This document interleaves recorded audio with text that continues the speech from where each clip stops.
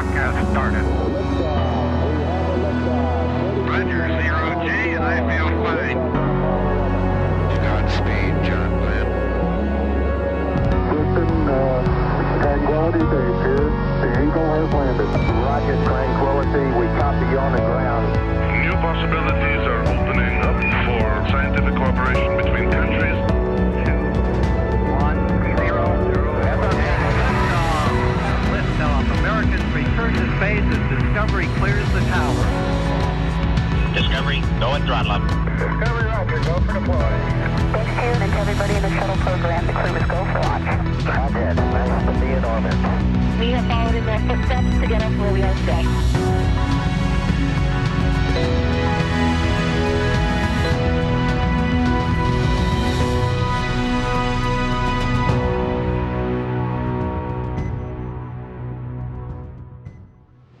Hello, and welcome to NASA's Post-Splashdown press conference as we celebrate the conclusion of the historic DM-2 mission and as we officially return human spaceflight to American soil. I'm Bettina Klan and coming to you from NASA's Johnson Space Center. NASA astronauts Bob Behnken and Doug Hurley spent 9 weeks aboard the International Space Station, traveling 27.1 million miles and orbiting Earth over 1,024 times. And today, our crew is home, splashing down 45 years and 9 days after the last Americans splashed down on Earth. Moments ago, our two favorite space dads splashed down off the coast of Pensacola and aboard the SpaceX Crew Dragon, thus concluding our first Launch America mission. This historic landing marked the first return of commercially built and operated American spacecraft from the International Space Station. To discuss this historic mission, talk more about Launch America and what we have in store for NASA, is we have our briefers. Let me introduce them. First, our NASA Administrator Jim Bridenstine, Gwynn Shotwell, President and CEO of SpaceX, Stich, Commercial Crew Program Manager, Joe Montalbano, International Space Station Program Manager, and the entire crew of SpaceX Crew 1, NASA astronauts Mike Hopkins, Victor Glover, Shannon Walker, and JAXA astronaut Soichi Noguchi, who are quarantined together and are speaking to us today.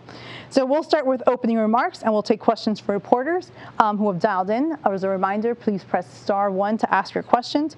We'll also be taking questions from the public who have used the hashtag #AskNASA. Let's begin. Jim, opening remarks? Well, thank you, Bettina. This was a great day for NASA and a great day for the United States of America.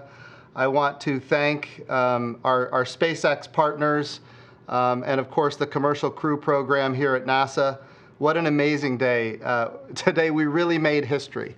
We are entering a new era of human spaceflight where NASA is no longer the purchaser, owner, and operator of all the hardware. We are going to be a customer, one customer of many customers in a very robust commercial marketplace for human spaceflight to low Earth orbit. But we also want to have numerous providers that are competing against each other on cost and innovation and safety, driving down costs and increasing access to space in a way that's never been seen before. So this is really an amazing day. But we also need to remember that this is just the beginning. Now is the time to capitalize on all of the great programs that have recently been established, to include going sustainably to the moon under a program we call Artemis, which is on my shirt. When we think about the Artemis program, we're going to the moon sustainably. We're going to go with commercial partners and international partners. We're going to use the resources of the moon to learn how to live and work on another world for long periods of time. We're going to take all of that knowledge and we're going to go to Mars. This is an amazing moment. And the Commercial Crew Program has really just proven the business model for how we go forward, and we do more than we've ever been able to do before. So I just want to say congratulations to SpaceX and Elon Musk. Congratulations to Gwynn Shotwell. And certainly congratulations to the entire NASA team, which has worked so diligently on this for so many years. It was really, really a remarkable day. It couldn't have gone any better, and I look forward to getting into the questions. Thank you, Jim. Next, we'll go to Gwynn.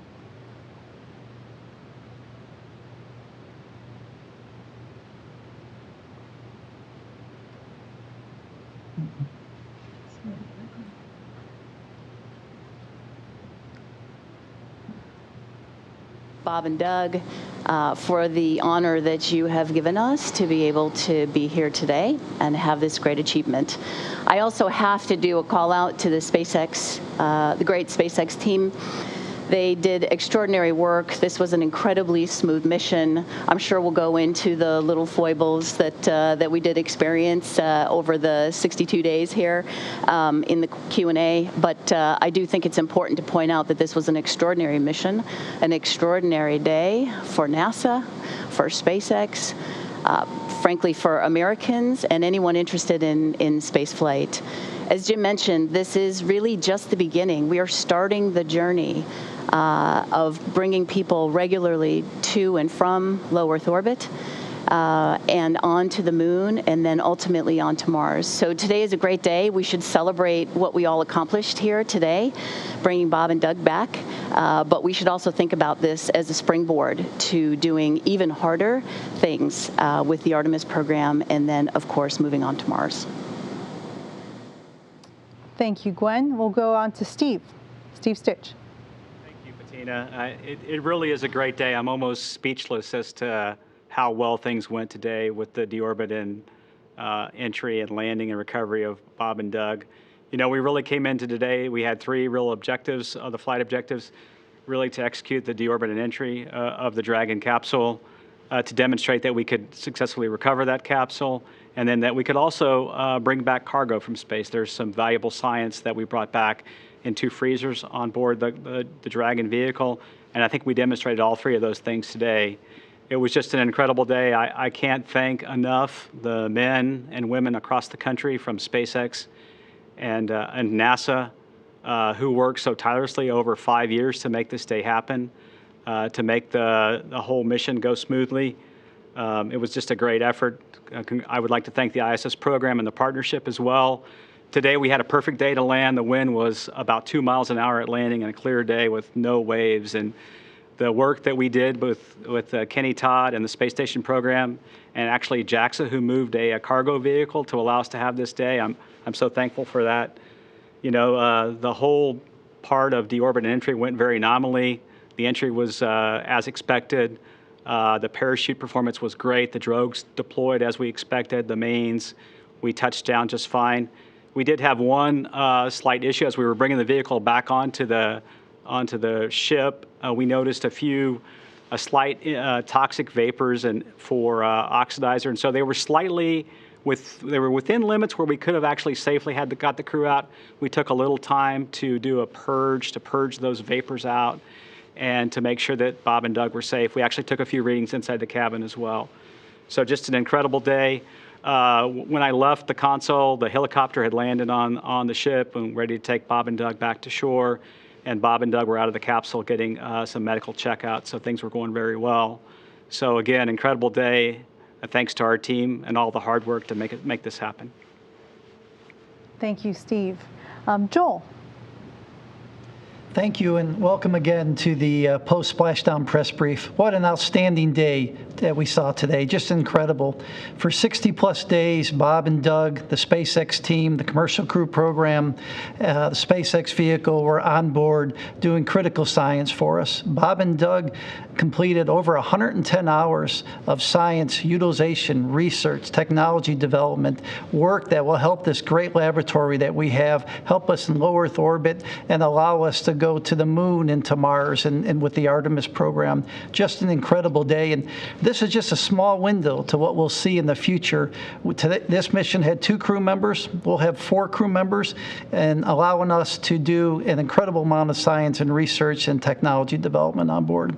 So a huge thanks to the SpaceX team, a congratulations to the SpaceX team, a congratulations to the commercial crew program, and just a congratulations to all involved in human spaceflight.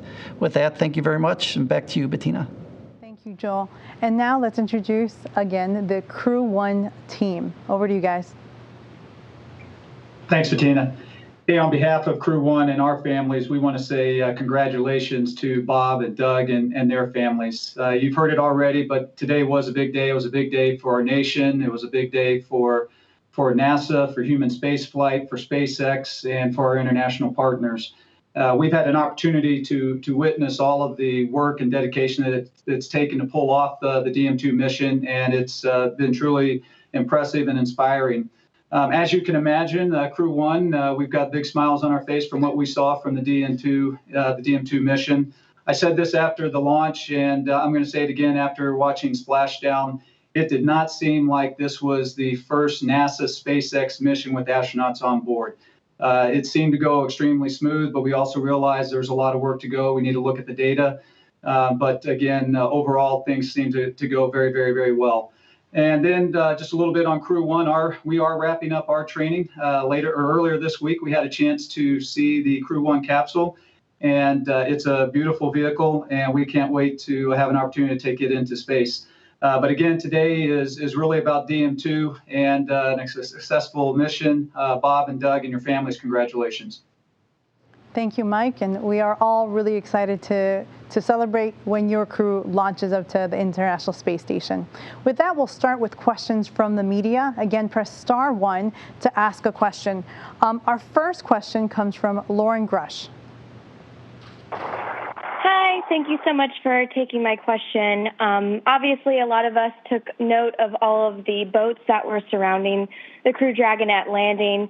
So I'm very curious how that was allowed to happen and what NASA and SpaceX plan to do to prevent that in the future. I'm assuming that can get quite dangerous if not, treated properly. Thank you. So I'll talk about it for a second, and then I'll turn it over to Steve. Yeah, so that was not what we were anticipating. Of course, we wanted to make sure that there was a clearing for them to land. The Coast Guard did an excellent job of ensuring that. And then, of course, after they landed, the boats just came in. And we need to do a better job next time for sure. I will tell you, it's a beautiful sunny day, and a lot of boaters were out there, and they were certainly intrigued. I think all of America was very anxious to see the capsule land in the water. But yeah, it's something that we need to do better next time.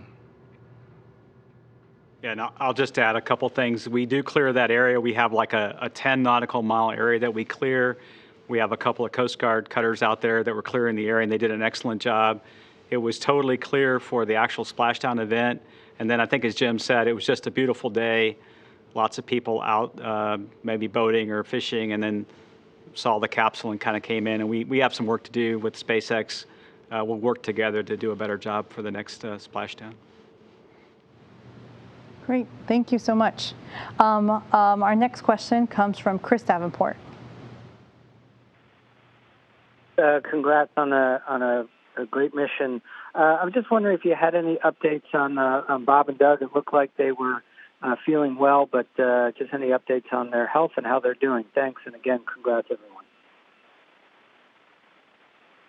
I know when I left the control center, Bob and Doug were doing well. You know, we kind of watched them in the capsule. They were moving around and looking at displays. We asked them to take a few readings to make sure the cabin was fine. We had gotten them out, and they were going through medical checks, and all indications were they're doing well. The plan from now, the rest of the day, some helicopters will take them off the ship to Pensacola Naval Air Station, and then they'll return to Houston tonight. And I'm looking forward to seeing them when they get here. It's been a great flight. Thank you for that question, Chris. I know we're all anxious to see more about Bob and Doug and make sure that they continue to be okay. Our next question comes from Keith Cowing. Before I ask my question, just to Gwynn, I got to tell you, I can remember sitting in a hotel lobby with you and Elon nearly 20 years ago looking at the first drawing. So I got to say, this has just got to be too cool for you guys. And I think everybody had a bit of a tear in their eye. I want to do a follow-up on Lauren's question, though, about the boats. I took all the safety classes at NASA, and nitrogen tet is not something you monkey with. I just am wondering why it is you dropped the space capsule into a location where power boats are likely going to be. I mean, there was a guy in a sailboard, another guy with a big Trump flag, mere feet away, and nobody seemed to be trying to shoo them off. Are you going to sort of maybe try to not be that close to shore next time? Look at a number of different options, but you're absolutely right. We can do better. Certainly, we had all the clearance that was required at landing.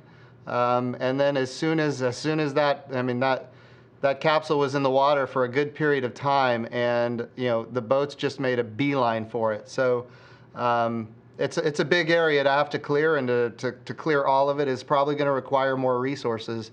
But it's there are things that we're going to look at that we can do better next time for sure.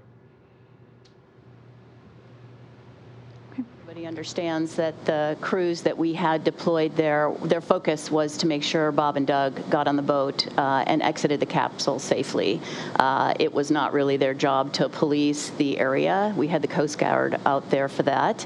The lesson learned here is we probably need more Coast Guard assets, maybe some more SpaceX and NASA assets as well. What's important is that Bob and Doug got safely on the boat. We were able to keep the area clear for landing and then ask people to move back as they came a little bit too close to the Dragon capsule, which they did. So anyhow, this was a demonstration mission. This is the time that you go learn about these things, and we'll certainly be better prepared next time. Thank you. Our next question will come from Irene Klotz. Thanks, Bettina, and congratulations, everyone. It was very impressive to watch today. The ISS crews, of course, SpaceX plans to fly paying passengers. After going through this Demo-1 mission, do you still think that you're going to be ready, mature enough, the system for a paying passenger as early as 1 or 2 more flights? You cut out a little bit in the Irene, beginning. Thanks for the question. Okay.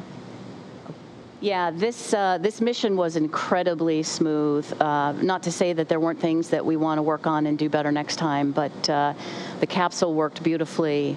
The operations worked extremely well. So we certainly feel comfortable that we're on the right path to carry commercial passengers not too long from now.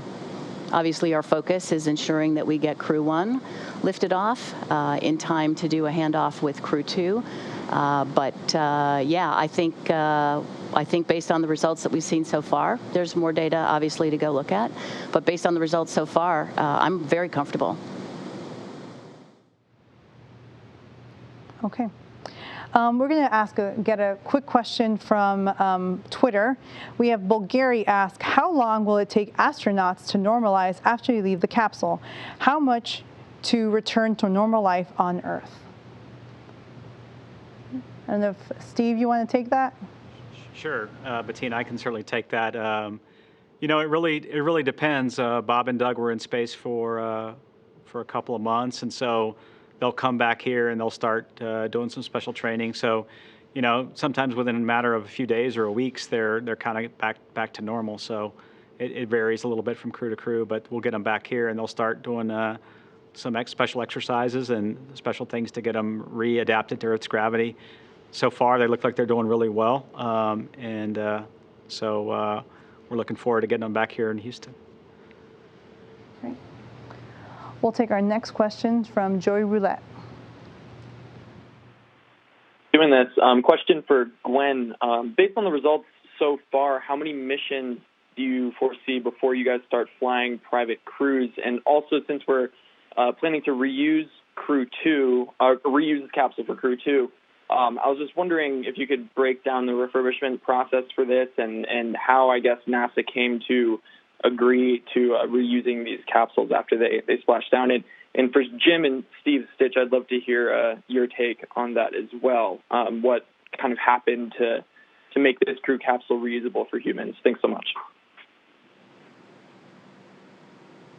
Hey, Joey. So appreciate the question. Obviously, we're trying to really change the paradigm of human spaceflight. And in order to do that, you need to make sure that these capsules are rapidly and readily reusable. We've been working on this with our launch customers and with NASA for probably half a decade or so. The Dragon 2 vehicle itself was designed with far greater certainty on ensuring it can be reused. The capsule's designed designed for 5 to 10 missions. We have to see how things worked out after we examine the capsule when it gets back to port and back to the Cape, to our facilities there. But based on the telemetry and any visual indications that we've had so far, the vehicle looks like it's in really good shape. I'll let Steve and Jim talk a little bit about the journey on getting reusability, but it was a part of our original bid for the commercial crew program. As Gwynn said, it was part of their original bid, and the vehicle is designed, as Gwynn said, for 5 to 10 flights. We took a look at that data, and we're continuing to look through that. And for us, it looked like it was a reasonable thing to go do. I think part of the question was, how long does it take to refurbish the vehicle? It takes about 4 months or so, so we have a lot of margin getting into the flight in the springtime frame for Crew 2. The vehicle will start actually getting, as soon as it gets back to Area 59 at the Cape, it'll start going through its maintenance. And NASA's a part of that maintenance. We have a presence over in Area 59, and we'll follow along with every step of that maintenance, and also re-look at all the certification just to make sure that there's nothing untoward. And we'll do that as we get the build up to this Crew 1 launch here in the fall. We really want to make sure we have overlap between Crew 1 and Crew 2 to ensure that we have access to ISS, and we're doing that with Joel and the ISS program. Yeah, I think that sums it up. Our desire as an agency has been for sustainability, and that means reusability. Not in every case, but in most cases, and SpaceX has proven that they're capable of doing that. So we're looking forward to doing Crew 2 with the capsule that just came home. As Steve said, there's a lot of work to be done between now and then, and a lot of evaluation that needs to be done. But as Gwynn said, based on the telemetry and what we see, it looks like we're going to be in pretty good shape. Great. Our next question comes from Marcia Dunn. Shotwell, please.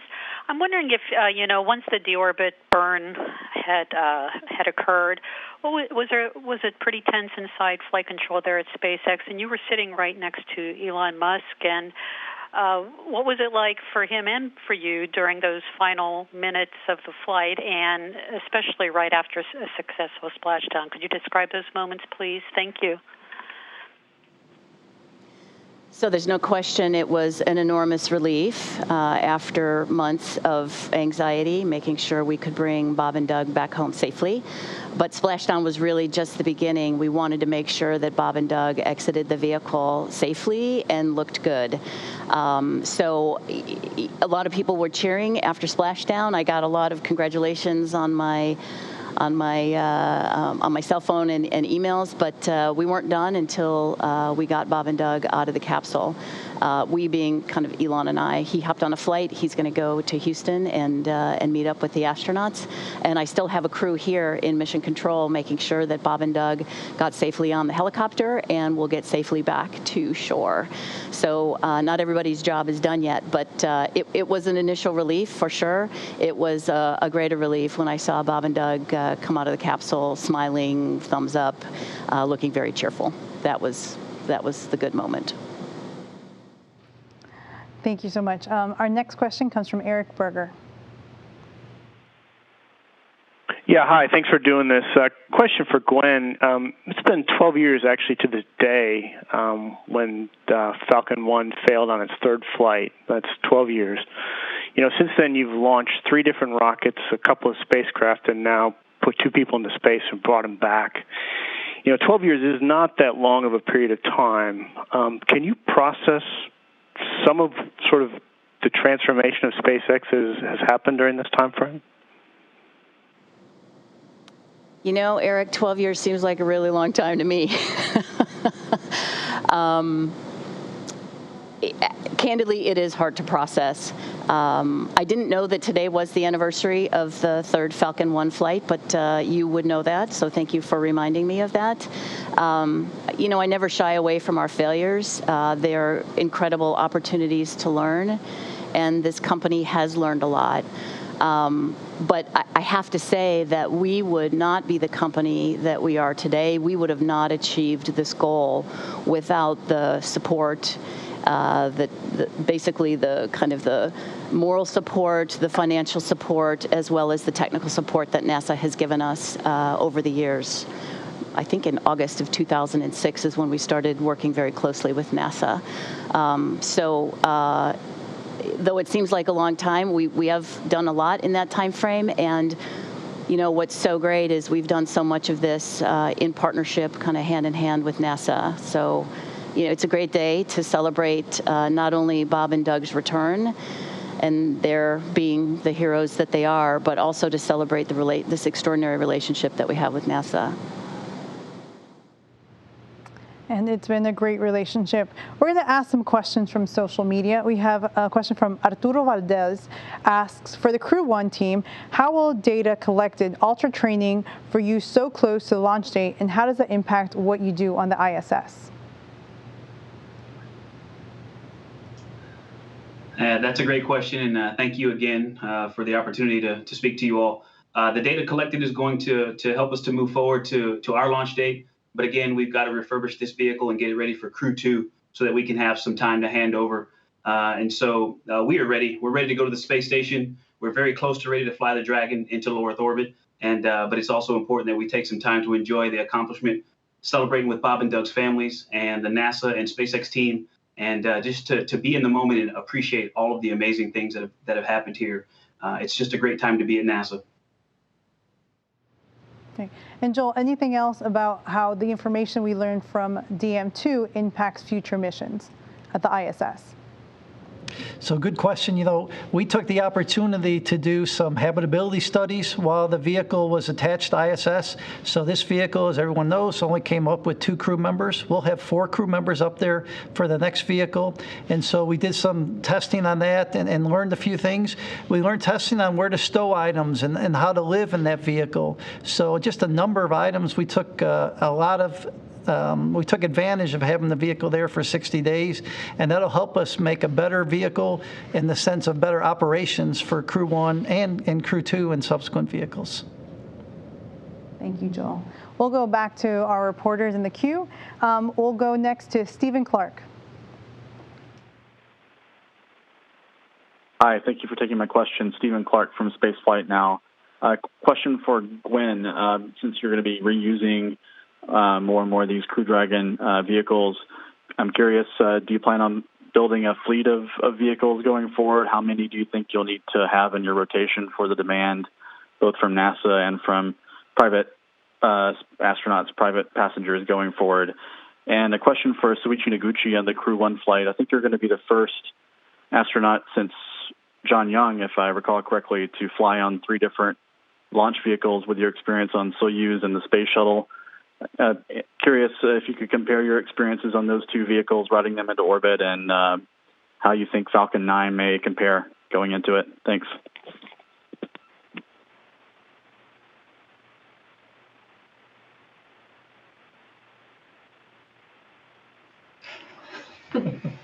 Okay, I go first. Thanks for the great questions. Yes, I am very honored to fly this mission, and along with my experience with the Space Shuttle and the Russian Soyuz. But the important thing is that I'm rookie to the SpaceX, and I'm learning a lot from my commander and my pilot. They have been in this training flow for a long time. I just started like last February. So this is like going back to square one. Everything is for my safety, our team safety. So every day is like a rookie. And important thing is that we have a great variety or diversity in this crew. And my small contribution to this great team is experience. So, but we have a different views, different backgrounds, so name it. So the diversity brings up the resilience to this crew. So it should be a great mission. Thank you.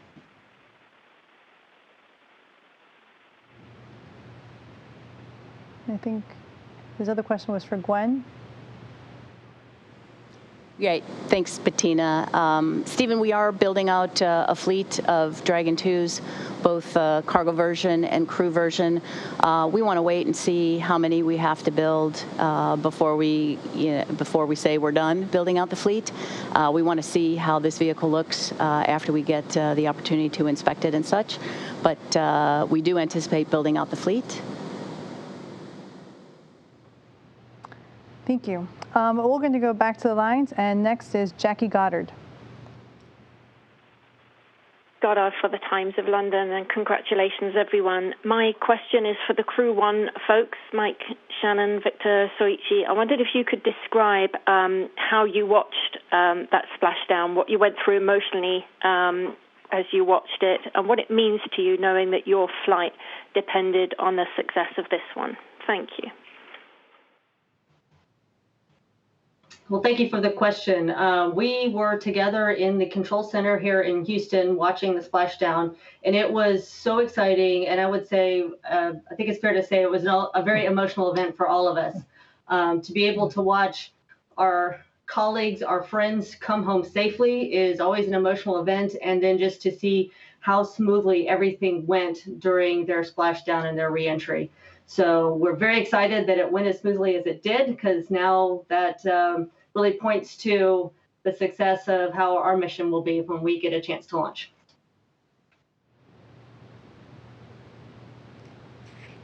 Thank you, Shannon. We're going to go to Dave Mosher, Business Insider. Thank you for taking my question. Gwynn, this one's for you. So this is SpaceX's first flight of people, obviously, and you have tons of data to go through. But I'm really curious, what was the most surprising thing your team has learned from the mission so far? And relatedly, is there any one thing you'd fix for or change for Crew 1 for these guys who are on the call? I have such an extraordinary team here at SpaceX. I don't want to undermine any of that, but I think probably the greatest surprise is that this mission was as smooth as it is. And I don't want to take anything away from the team, but this was a demonstration mission. This wasn't the first flight of Dragon 2, but this vehicle had a lot of capability on it that was not flown during the demo 1.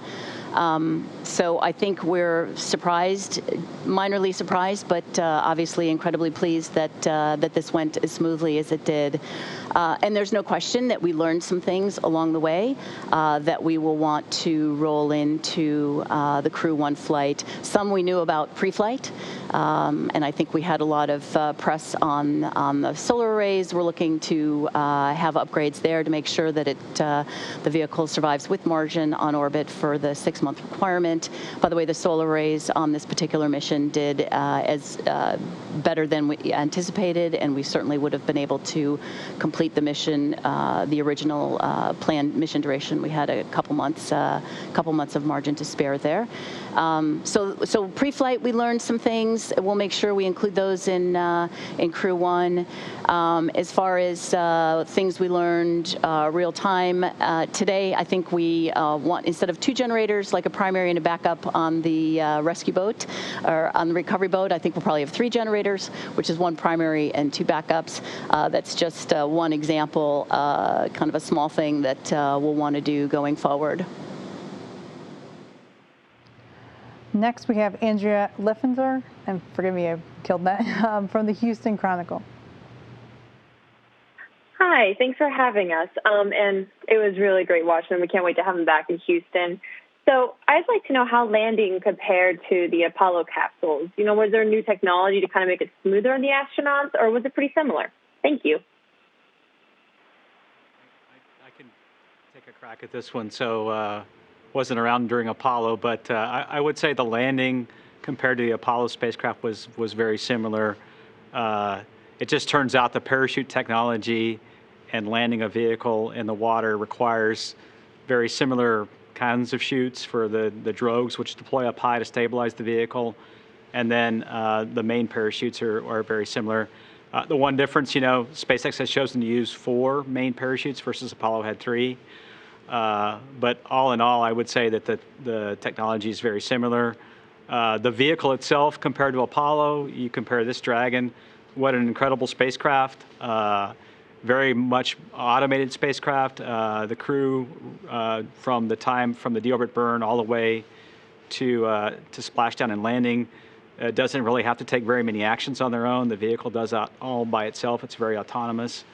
So all in all, it's a very similar kind of landing. We're going to go next to Jeff Faust of Space News. Good afternoon, and congratulations to everybody. Question probably for Steve Stich. You talked about this a little bit earlier, but maybe a little bit more details on what's involved with going over the Demo-2 spacecraft now that it's back, and the process that will lead up to certification so you can launch the Crew 1 mission. Thanks. Yeah, absolutely. Happy to talk about that. We'll do a few things to get ready for certification in a few different areas. One, we'll review all the telemetry, all the data from the Dragon. We've done that for the whole flight to date. We'll do it now for undocking all the way through splashdown and recovery. So we'll have engineers. We do it jointly with SpaceX. We have our NASA team and SpaceX team work together and go through all the data for each of the various systems, life support, propulsion, and so forth. So we'll go through all that data to make sure there's nothing that is anomalous there. Secondly, we'll look at the parachutes. Parachutes is a very important system on the vehicle. SpaceX was doing a great job of recovering those chutes today, so we'll take those back and analyze those and look at it just to see that they're performed well. And then thirdly, SpaceX is going to take the vehicle apart. One of the benefits of reuse, I would say, is the fact that we'll take some of the vehicle apart. Some of the nose cone will come off, the heat shield comes off. We'll start to inspect part of the spacecraft, and sometimes we can learn things from that. And so we'll do that inspection, and then we'll put all that data together and head into the certification review. Probably toward the end of this month or early next month. We're going to go to Michael Sheets from CNBC. Hi, all. Great to talk to you, and congratulations to everyone, especially Bob and Doug. I wanted to note that both of the astronauts were helped out of the capsule, and I was wondering if that's the protocol NASA and SpaceX have in place, or will future astronauts be comfortable enough to be able to step out and walk out themselves? Thanks. I can take that question. It's pretty typical for the long-duration space flight when a crew returns to Earth that they need a little bit of assistance coming out of the capsule. If you just think about the human body when it's been in space, Bob and Doug were in space for about 63 days. So when it comes back into Earth's gravity, the body does a wonderful job adapting to zero-G, and you can live and work very well in space. But then when you come back in the atmosphere, they pulled about 4 times the force of gravity today coming back, and then the gravity is tugging on them a little bit when they come back. And so it takes the body a little while to adapt, and it takes the inner ear a little bit of time to adapt to the gravity again. And so that's kind of what you see with Bob and Doug today, and it's very typical. And so I would expect that for many of our missions that are going to be these long duration missions with about a 6-month duration. Thank you. We're going to go to Marcia Smith from Space Policy Online. Thank you. My question, which is to Joel. I'm curious about what this is going to mean operationally for the space station to have 4 people permanently aboard the U.S. segment. Are you going to need more resupply flights? You've talked about how there'll be more science done, so you'll need more science going up and coming back. Just what does it mean to have 4 people up there instead of 3 on a permanent basis? So we're planning to have, 4 to 5 cargo missions, resupply missions to the International Space Station. The beauty of having the 4th crew is that person's time is going to be 100% dedicated to utilization, research, and technology development. And so today we average about 35 hours a week in that area, and we're going to increase that to 70 hours a week once we get 4 crew members up. So that 4th person won't be dedicated to that, but the time that he brings to the team, that time will be dedicated to that. So we're looking forward to it. It's something we've been planning for a while. We've had some opportunities to do 4 USOS crews, as you're well aware, in the past, and we've taken that time to learn and plan forward. So the upcoming SpaceX missions and the upcoming Boeing missions, we're excited and we're ready to rock and roll. Rock and roll. Our next question comes from Mike Wall, space.com. Thank you all for doing this. Yeah, this is another one for the Crew 1 astronauts. I'm just curious, like what kind of conversations do you guys want to have with both like Bob and Doug? Maybe what do you want to ask them about how Endeavour handled or how it flew? What do you most want to talk to them about? Yeah, that's a great question.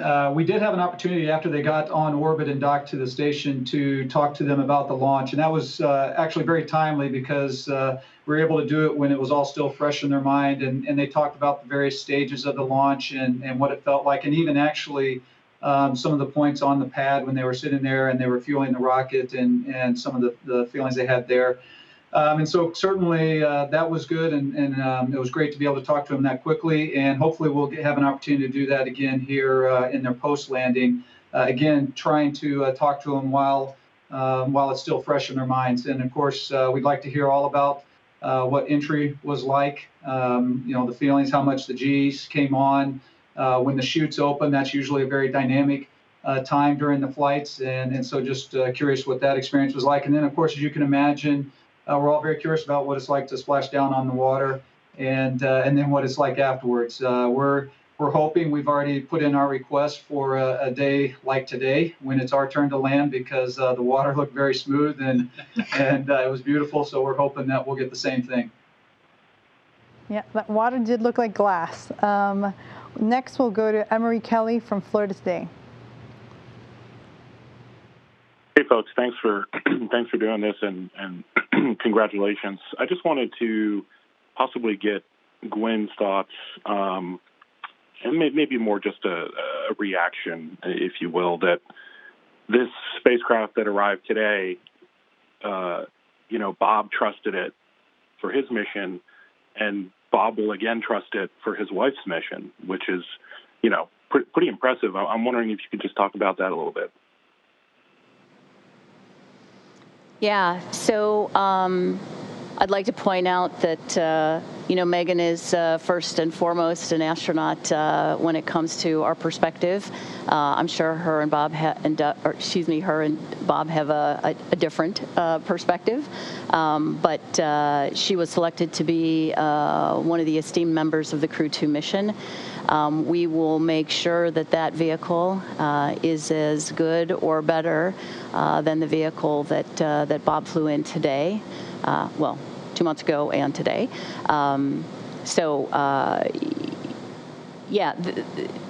Spaceflight is really hard. And though the mission was incredibly smooth, today especially was very smooth. This is still really hard, and I just want to make sure everybody understands that we still have a lot of work to do. We will learn every mission that we have, but first and foremost, our job is to make sure that the astronauts remain safe, both uphill and downhill. So what we did for Bob, I think we can do an even better job for Megan. And I hope she is really excited to fly in this particular capsule. I was really excited to have her named the pilot for the Crew 2 mission. Our next question comes from Samantha Masunaga from LA Times. Hi, thanks for taking my question. I wanted to see if maybe this is for Gwynn or Steve, to talk a little bit more about the NTO fumes that were detected outside the capsule. I know, Steve, you were saying they're in limits, but anything that you guys are looking at, or anything that might need to be changed before the next flight? I can start, and then Gwynn can add. It's a pretty common practice with any spacecraft. We did it with the space shuttle after landing. We would go around and kind of sniff thrusters to see if there was any vapors from those thrusters. We did that today with Dragon, and we did have a slight hit on the sensor for the oxidizer, nitrogen tetroxide. We think there may be some mechanism where it's getting entrapped into the service section, kind of from thruster firings during entry. We got to go look through the data. This is maybe a little bit of speculation on my part. I think we'll go figure out a way to handle it better on the next flight, perhaps starting with a purge as soon as we get on the vehicle. It just is kind of a normal thing. We've had similar things with other vehicles, so I wouldn't say this was a big deal at all. It was something that the SpaceX team took extra precaution with, just to make sure that their personnel on the ship were safe, and then also Bob and Doug. So we'll go look at the data and see if there's anything we can do better next flight. One of the things that I would say about this NASA and SpaceX team, and we will get hundreds of comments and hundreds of things to look at in post-flight. Even though the flight goes so well, one of the things that we do in spaceflight is we just pore over the data and try to learn from it to try to make it better. Because as Gwynn said, spaceflight is very hard and it can be unforgiving. And so you try to look at very minute changes in data and things that you see in the data from the flight, learn from that and try to do better. Yeah, we made sure that based on all the telemetry that we had, that we didn't find any system breaches. We had them sniff the thrusters. And as Steve mentioned, we did initiate a service section purge. I think we'll probably do that sooner next time. It was also an incredibly calm day. There was not a lot of wind blowing on the capsule, as will probably be blowing more in the future. But it was a good lesson for us. We took an extremely conservative approach here. We certainly could have brought them out of the capsule sooner than we did, but we made sure the inside of the Dragon, the cabin, was not experiencing any fumes. Bob and Doug, in fact, I heard Doug say, look, take your time. We want to make sure we're doing the right thing here. Take the time that you need. And they weren't in a particular hurry. So it was a good lesson learned. We'll probably initiate a purge sooner. There probably will be more wind on future missions, and we might not see this in the future. But I think we did the right thing. As kind of high anxiety driving that it was, I really wanted to see Bob and Doug come out. But I think we did the right thing and got the levels to nearly indetectable before we opened the hatch. I would just add that just modify maybe what Steve said. He mentioned that it wasn't that big of a deal. It's pretty common, and all of that is absolutely true. What is not common is having passers-by approach the vehicle at close range with nitrogen tetroxide in the atmosphere. That's not something that is good, and we need to make sure that we're warning people not to get close to the spacecraft in the future. Our next question comes from Zachary Hall from SpaceExplorer.com. Sure. So kind of on that same token, there's clearly an education opportunity for the public, especially with splashdowns in places where there hasn't been in 45 years, to stay back. As I watched the stream, I was learning about what was dangerous about it. I'm curious, is there sort of a safe viewing distance that the public could understand and view from, and also kind of on the same idea of inclusivity and involvement in space, what's kind of the better way to channel your excitement for these activities? I know we're in the middle of a pandemic, and like a parade would probably not be appropriate, but is there something that could be done to kind of celebrate the moment and also involve the public in? Yeah, safe distance, and then maybe I'll let Jim talk about the public. But we're celebrating the moment, and we invited everybody to join us online and to share in the moment in all the different social media platforms. SpaceX did a great job with the broadcast, so I think there's a lot of different ways that we can do it. But certainly, approaching the spacecraft is not among those ways.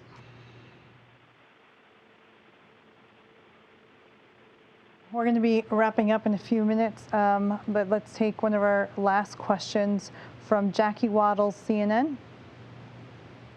Hey, folks. Thanks so much for doing this, and congratulations. So I was curious if we could get some insight into what's ahead for Bob and Doug over the next few hours and days. Are they going to get to go home with their families tonight? And how might the pandemic change how their post-splashdown rehabilitation goes? I can start off. Bob and Doug already have left the ship, and they have been transported by helicopter to Pensacola. They will come back here to JSC via aircraft later on this evening. They'll get some medical evaluations. I think I'm not quite sure whether the plan is to stay on site for observation or maybe go back to their families. Certainly, a lot of precautions were made to protect for the pandemic. Everybody on the ship was quarantined on their personal level, self-quarantined for a couple weeks. They got tested. So we went through a lot of precautions to protect Bob and Doug and to make sure that they're safe from the virus. And we're just excited to have them back here in a few hours. So.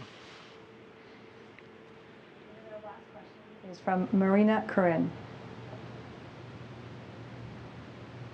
Congratulations on a successful splashdown. This question is for Gwynn. Gwynn, you said in your opening remarks on this call that this mission experienced some foibles over its 62 days on orbit. What foibles were you referring to?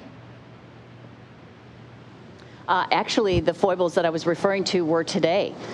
We had our backup generator on the Go Navigator stop working before we set sail. So next time we're going to have 2 backup generators. We did mobilize another one, but it wasn't going to get to port in time for the vehicle to set sea and make sure it got to Bob and Doug. We had that vehicle flanked with other ships, so we were pretty comfortable. But that is one. And then the discussion that we were just having on the oxidizer on the outside of Dragon. We will work on that op to make sure that we keep the astronauts and the folks around the capsule safe. Those are the only 2. I think we had the mission on orbit was incredibly kind of quiet. I can't recall offhand whether there were some anomalies. There may have been some small ones, but certainly nothing that stands out. Thank you, Gwynn. And with that, we'll turn it over to Jim Bridenstine for some closing remarks. Well, thank you to Bettina, and thank you to everybody who participated in this. A big special thanks to Bob and Doug and their families, the entire NASA team, and of course the SpaceX team for what an amazing day this was, a historic day. A couple of things. It came up earlier. Somebody asked Gwynn about what size of a fleet do you need, and do you expect to grow it? And of course, as a private company, SpaceX is looking at what the demand is. And I'm going to tell you what our goal is at NASA. Our goal is to make sure that there is a big demand in the future. And I would love to see a fleet of Crew Dragons servicing not just the International Space Station, but also commercial space stations, which is why we're working so hard every day to commercialize our activities in low Earth orbit, whether it's industrialized biomedicine or advanced materials. There's a lot of hope for humanity on Earth based on what the microgravity of space can provide. So the future is very bright, but it's going to require these public-private partnerships, which we have now proven can be very, very successful. I also want to say another question came up about how SpaceX has, changed since launching, Falcon 1 so many years ago, and even the third launch of Falcon 1 was a failure. Let me be clear. The reason we had success today is because SpaceX is so good at adapting, and the NASA team is so good about sharing what the engineering challenges are and ultimately them responding. It has been not without some pain from time to time, but it has been an absolute amazing partnership, and it really just culminated in this spectacular event today. When NASA comes and we say we want to create high-level requirements, we have a payload capacity that we need, we have safety requirements that we need, and then we allow a private company like SpaceX to go and innovate. And miraculous things happen. We launch rockets with 9 engines. We launch rockets where the launch abort capability is integrated into the spacecraft propulsion system itself. We have a pressure vessel inside of a liquid oxygen tank. These are things that NASA never would have done on its own, but because we set the high-level requirements, and then we say to the private company, we say, prove to us that your engineering is sound through both engineering and testing. And as time went on over the years behind us now, SpaceX proved, and we of course as an agency had to make sure that what they were telling us was accurate, and then testing it. And I will tell you, it has been just a magnificent thing to watch. So again, congratulations to the SpaceX team, congratulations to the NASA team. It's been an amazing partnership. There's a lot more to come. One other thing before we close out. Eric Berger sent a tweet yesterday, and in that tweet he talked about how we have been without a human spaceflight program now for 9 years, and he said now we've got Dragon, and we've got Starliner, and we've got Starship, and we've got Orion, and Blue Moon, and other vehicles that are on the table. May it never be that the United States goes a day without a human spaceflight capability in the future. And I would double down on that and say, I'm the first NASA administrator in history that was not alive when we had people living and working on the moon. We have to make sure that another generation doesn't miss this opportunity. Today was a great victory, but it is just the beginning. The Artemis program is our sustainable return to the moon. We're going to go to the moon and we're going to stay. We're going to learn how to live and work there for long periods of time, and we're going to take that onto Mars.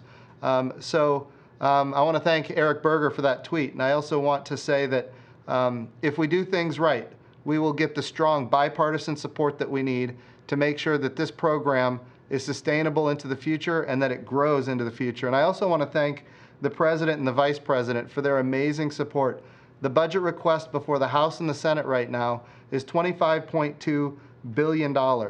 When my name was first floated for the NASA administrator, a little over, I guess, 2.5 years ago about now, actually it was longer than that, the budget for NASA was $18 billion. So $18 billion to $25.2 billion. We've got a bright future, a big agenda. This is an amazing opportunity, not just for the United States of America, but for the world.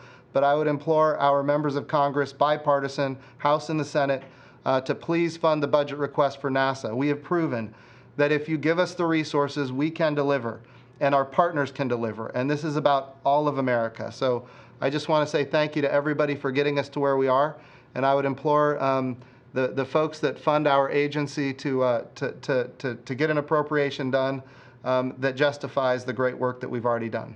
So thank you guys so much. What an amazing day. We made history today. Congratulations to everybody. Thank you so much. That concludes today's press conference. Have a great day.